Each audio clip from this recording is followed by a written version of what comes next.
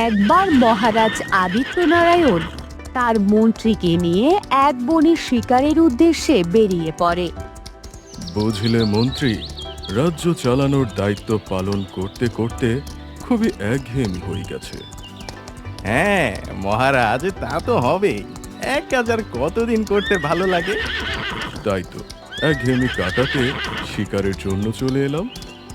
হ্যাঁ মহারাজ, মাঝে মাঝে কাজে বিরতি দিয়ে শিকারে বের হলে পরে মন ভালো হয়ে যায়। এটা তুমি একদম ঠিক কথা বলেছ মন্ত্রী। চলো, এমনিতেও তো অনেক বেলা হয়ে গেছে, আর দেরি না করে বনে ঢুকে পড়ি। হ্যাঁ মহারাজ, চলুন, আর দেরি করা ঠিক হবে না।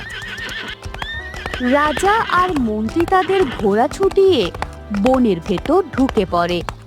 ঘন জঙ্গলের ঝোপঝাড় ভেঙে তারা ছুটে চলছে। কি হলো বলো তো মন্ত্রী? কোথাও তো একটা পশু পাখিও দেখতে পাচ্ছি না। আমি তো কিছুতেই এটা বুঝতে পারছি না, হঠাৎ করে সব পশু পাখি কোথায় হাওয়া হয়ে গেল। এমন হলে তো বন থেকে খালি হাতে ফিরে যেতে হবে। শিকার করার তো কোনো আনন্দই পাবো না। না না মহারাজ, এই শিকার করতে যখন এসেছি তখন খালি হাতে ফেরত যাব না। চলুন আমরা বনের ভেতরে আরো গভীরে যাই। দুইজনই বনের আরো গভীরে চলে যায়, কিন্তু তারপরেও কোনো পশু পাখির দেখা পায় না। হঠাৎ মহারাজের চোখ পড়ে একটি গাছের নিচে। এ মন্ত্রী, গাছের নিচে ওটা কি চকচক করছে? দেখে তো সোনার মতো মনে হচ্ছে। হ্যাঁ মহারাজ, আমার কাছেও সোনার মতো মনে হচ্ছে, কিন্তু আসলে জিনিসটা কি আমি বুঝতে পারছি না। দাঁড়াও, আমি গিয়ে দেখছি আসলে সোনালী রঙের ওটা কি চকচক করছে। মন্ত্রী কিছু বলার আগেই রাজা ঘোড়া থেকে নেমে গাছতলায় গিয়ে দাঁড়ালো। মাটি থেকে চকচক করা ওই জিনিসটা হাতে তুলে নিল। আরে, এটা তো দাঁত! কিন্তু এমন সোনালী রঙের উজ্জ্বল চকচক করা দাঁত আমি তো আগে কখনো দেখিনি। মহারাজ, এই এই দাঁতটাকে দেখে তো আমার বড় আশ্চর্যজনক লাগছে। আপনি বরং এটাকে ফেলে দিন। সে কি কথা মন্ত্রী? এই দাঁতটাকে তো আমার বেশ পছন্দ হয়েছে। কি সুন্দর সোনালী এর রং! কিন্তু মহারাজ, এমন সোনালী রঙের দাঁত তো সচরাচর কারো হতে পারে না। এই কারণে আমার বেশ ভয় হচ্ছে। তুমি বৃথা ভয় পাচ্ছ মন্ত্রী। এই দাঁতটা আমার বেশ ভালো লেগেছে। আমি এটাকে সাথে করে রাজপ্রাসাদে নিয়ে যাব। ক্ষমা করবেন মহারাজ, এই সব জায়গায় যে জিনিসগুলো পাওয়া যায় তা প্রায় ভয়ঙ্কর হয়ে থাকে। এটা নেয়ার মাধ্যমে যদি যদি রাজবাড়িতে নতুন কোনো বিপদ চলে যায় তখন তারও ভয়ঙ্কর ব্যাপার হয়ে যাবে। তুমি অতিরিক্ত কথা বলো মন্ত্রী। এমন কিছুই হবে না। একটা সাধারণ দাঁত নিয়ে গেলে কি এমন বিপদ হতে পারে? আগে ঠিক আছে মহারাজ, আমি আর আপনাকে বাধা দেব না। তবে কাজটা করার আগে আর একবার চিন্তা ভাবনা করে নিন। মহারাজ মন্ত্রীর আর কোনো কথাই শুনল না। এদিকে বনে কোনো পশু পাখি খুঁজে না পেয়ে তারা দুইজন দাঁতটাকে নিয়ে রাজবাড়িতে ফিরে আসে। আর রাজবাড়িতে ফিরে আসতেই মহারাজের আচরণ রীতিমতো বদলে যায়। এক মুহূর্তের ভেতরেই সে প্রচণ্ড বদরাগী হয়ে ওঠে। কি হলো মহারাজ? আপনি বন থেকে ফিরে আসার পর থেকে কারোর সাথে কথা বলছেন না কেন? রানী, এখান থেকে চলে যাও। আমার কথা বলতে ভালো লাগছে না। কেন মহারাজ, কি হয়েছে আপনার? আপনার কি শরীর অসুস্থ লাগছে? বললাম তো, এখান থেকে চলে যাও। তুমি কি আমার কথা শুনতে পাচ্ছ না? ঠিক সেই সময় রানী স্পষ্ট দেখতে পায় মহারাজের দুই চোখ আগুনের গোলার মতো লাল হয়ে গেছে। ভয়ে সে রাজার ঘর থেকে বেরিয়ে আসে। জানি না, ওই বনে যাওয়ার পর থেকে মহারাজ কেমন যেন হয়ে গেছে। মহারাজ আগে কখনো আমার সাথে জোর গলায় কথাও বলতো না, আর এখন আমার সাথে রীতিমতো খারাপ ব্যবহার করছে। রানীকে মন খারাপ করে বসে থাকতে দেখে কাছে আসে রাজকুমারী কুসুমমালা। কি হয়েছে মা? তুমি এমন মন খারাপ করে বসে আছো কেন? তোমার বাবার কিছু একটা হয়েছে, কিন্তু ঠিক কি হয়েছে আমি সেটা বুঝতে পারছি না। কেন মা, কি হয়েছে বাবার? সকাল পর্যন্ত তো সে সুস্থ ছিল, আমি দেখেছিলাম। হ্যাঁ, আমি তো তেমনই দেখছি, কিন্তু মন্ত্রীর সাথে বনের শিকারে গিয়েছিল, আর সেখান থেকে ফিরেই তার আচরণ পুরোপুরি বদলে যায়। কি বলছো মা এসব? বনে কি এমন হয়েছে যার কারণে বাবার আচরণ এমন বদলে গেল? এই একটা কথাই তো আমি কিছু বুঝতে পারছি না। বেলা গড়িয়ে রাত নেমে আসে। অনেক রাতে যখন সবাই ঘুমিয়ে পড়ে, তখন মহারাজ ঘুমন্ত রানীর পাশে এসে দাঁড়ায়। রানী, আমার খুব পিপাসা পেয়েছে। জলের পিপাসা না, রক্তের পিপাসা। এই অন্ধকার রাতের সুযোগ নিয়ে আমি তোমার দেহের রক্ত পান করব। বলতে বলতে রাজা হা করে তার মুখের ভেতর থেকে সেই সোনালী রঙের দাগ বের করে আনে। তারপর দাগটা গেঁথে দেয় রানীর বাঁ হাতে।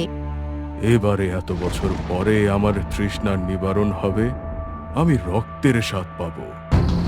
পরের দিন সকালে ভয়ঙ্কর এক ঘটনা ঘটে যায়। রাজকুমারী কুসুমমালা রাজবাড়ির বনে বসেছিল। ঠিক সেই সময় দাসী তার কাছে ছুটতে ছুটতে আসে। রাজকুমারী, ভয়ঙ্কর ঘটনা ঘটে গেছে, আপনি তাড়াতাড়ি অন্দরমহলে আসুন। কেন দাসী, কি হয়েছে? কি বিপদ ঘটলো? সকাল থেকে রানীমা বিছানা ছেড়ে উঠতেই পারছেন না, শুয়ে শুয়ে যন্ত্রণায় ছটফট করছেন। এ কি বলছো দাসী, কি হয়েছে আমার মায়ের? আমি কিছুই বুঝতে পারছি না রাজকুমারী, আপনি তাড়াতাড়ি আমার সাথে চলুন। দাসী তাড়াতাড়ি রাজকুমারী কুসুমমালাকে নিয়ে রানীর ঘরে আসে। রানী তখনও বিছানায় শুয়ে যন্ত্রণায় কাতরাচ্ছিল। মা, তোমার কি হয়েছে? তুমি বিছানা ছেড়ে উঠতে পারছো না কেন? জানি না কি হয়েছে, সারা শরীর ব্যথা করছে, মনে হচ্ছে আমি আর বাঁচবো না। না মা, তোমার কিচ্ছু হবে না, আমি তোমাকে সুস্থ করে তুলবো। রানীমায়ের কি যে হয়েছে আমি তাই বুঝতেই পারছি না। দাসী, আমার বাঁ হাত দেখো, একটা ক্ষত হয়ে আছে। আমার মনে হচ্ছে এই ক্ষত থেকে অনেক রক্ত ঝরে গেছে। দাসী আর রাজকুমারী কুসুমমালা অবাক হয়ে দেখতে পায় রানীর বাঁ হাতে একটা বড় ক্ষত। সর্বনাশ মা, এত বড় ক্ষত তোমার হাতে কিভাবে হলো?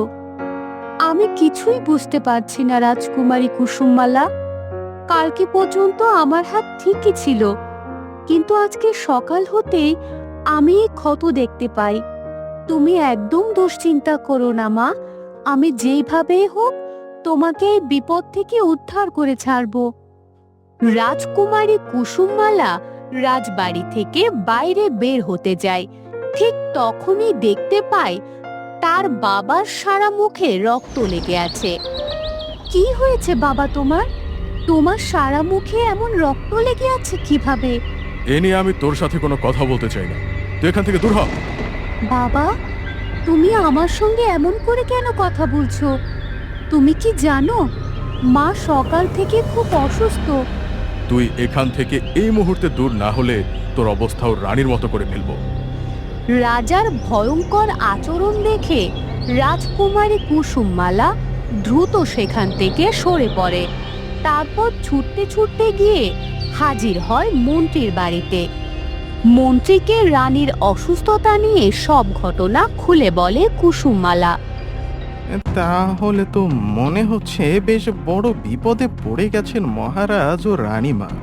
হ্যাঁ মন্ত্রী মশাই, দয়া করে আপনি বলুন, সেদিন ওই বনে এমন কি হয়েছিল যা আপনার কাছে অস্বাভাবিক লেগেছে? না, তেমন কিছুই হয়নি, তবে একটা বিষয় আমার বেশ খটকা লেগেছিল। মহারাজ বনের ভেতর থেকে একটা সোনালী রঙের দাঁত কুড়িয়ে পায়। আমি বারণ করার পরেও সে দাঁতটাকে নিজের কাছে রেখে দেয়। আমিও তো মায়ের বাঁ হাতে একটা দাঁতের ক্ষত দেখতে পেয়েছি। তার মানে কি এই ক্ষতটা ওই দাঁত থেকে হয়েছে? হতে পারে রাজকুমারী কুসুমমালা। এসব বনে খুবই অশুভ জিনিস পাওয়া যায়, যা যখন তখন নিজের কাছে এনে রাখা ঠিক না। আরে কি ভুলটাই করে ফেলেছেন আমার বাবা, যার মাসুল গুনতে হচ্ছে সবাইকে। যে করেই হোক, আমাদের এই দাঁতের রহস্য খুঁজে বের করতে হবে। তা না হলে মহারাজ আরো অনেক মানুষের ক্ষতি করে ফেলতে পারেন। তাহলে এখন উপায়? কিভাবে আমরা ওই দাঁতের রহস্য বের করব? আর কিভাবে আমার বাবাকে এই বিপদ থেকে মুক্ত করব? আমরা আজ বিকেলে বনে যাব। আমার মন বলছে ওখানে গেলে আমরা আসল রহস্য খুঁজে বের করতে পারবো। রাজকুমারী কুসুমমালা রাজবাড়িতে ফিরে আসতেই দাসী ছুটতে ছুটতে তার সামনে আসে। কি হয়েছে দাসী, তুমি এমন ছুটতে ছুটতে এলে যে? আর এমন হাঁপাচ্ছ কেন? সবকিছু ঠিক আছে তো? না রাজকুমারী, কিছুই ঠিক নেই। আপনি কোথায় গিয়েছিলেন বলুন তো? কেন দাসী, মায়ের কি কিছু হয়েছে? আমি তো একটু মন্ত্রীমশাইয়ের বাড়িতে গিয়েছিলাম। ভয়ঙ্কর ঘটনা ঘটে গেছে। রানীমা তো এখন ঠিক রাজার মতোই আচরণ করছে। তার ভয়ঙ্কর রাগের কারণে আমি তার আশেপাশেও যেতে পারছি না। সর্বনাশ! এ কি বলছো তুমি দাসী? বুঝতে পেরেছি, আমার হাতে একদম সময় নেই। যা করার তাড়াতাড়ি করতে হবে।